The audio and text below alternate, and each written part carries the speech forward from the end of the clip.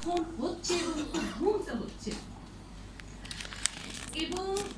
এই যে আমাদের দেশ থেকে যে শিশু পাচার হচ্ছে, অথচ পুলিশ স্টেশনে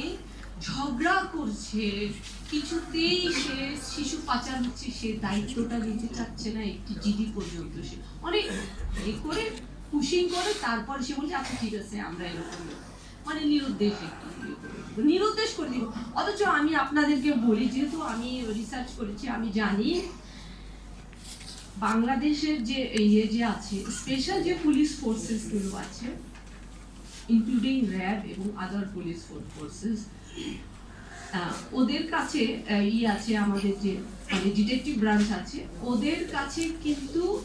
একটি বিশেষ যন্ত্র, এবং ওরা খুব দ্রুত একটি মোবাইল,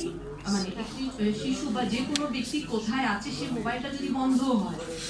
তারা কিন্তু তাকে লোকেট করতে পারবে, খুব দ্রুত করতে পারবে। দ্যাট মিন, এবং পুলিশকে কি করতে হবে, পুলিশকে ওদেরকে জানাতে হবে, ওরা জাস্ট করে দেবে। কিন্তু আমাদের দেশের একজন শিশুর জন্য নিরুদ্দেশ হয়ে গেছে, অতটুকু দরদ প্রশাসনের নেই।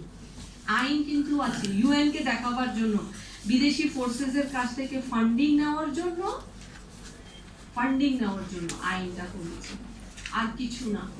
তাদের চোখে ভালো হওয়ার জন্য। দেশের মানুষের ভালোবাসায় কিন্তু আইনটা করেনি, যদি করতো তাহলে সেটা শুধু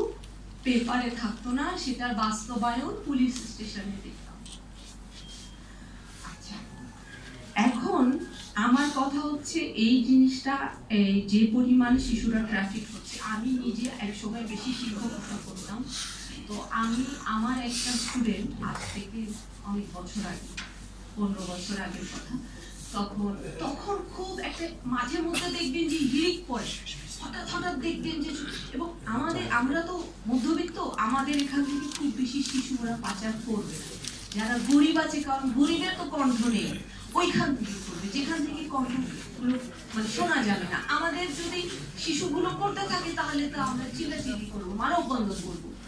তো আমার একটা স্টুডেন্ট বলেছি না, যাই হোক, সে বলছে সে চালু টাইপের একটা ছেলে ছিল, তো সে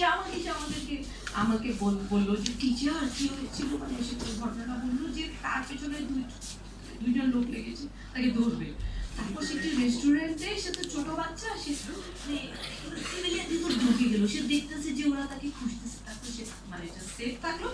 ওকে যদি ধরতে পারতো তাহলে তাকে তারা ইজি করে দিত, মানে ইজিলি তাকে পাচার করে দিত। এবং তখন মনে হয় বাচ্চাদের ওই কিডনি চুরি হতো, পর্নোগ্রাফিক রিংস এর মধ্যে তাদেরকে অন্তর্ভুক্ত করা হতো, মানে ক্যামেল জকি হিসেবে নিয়ে অনেক কিছু বাচ্চাদেরকে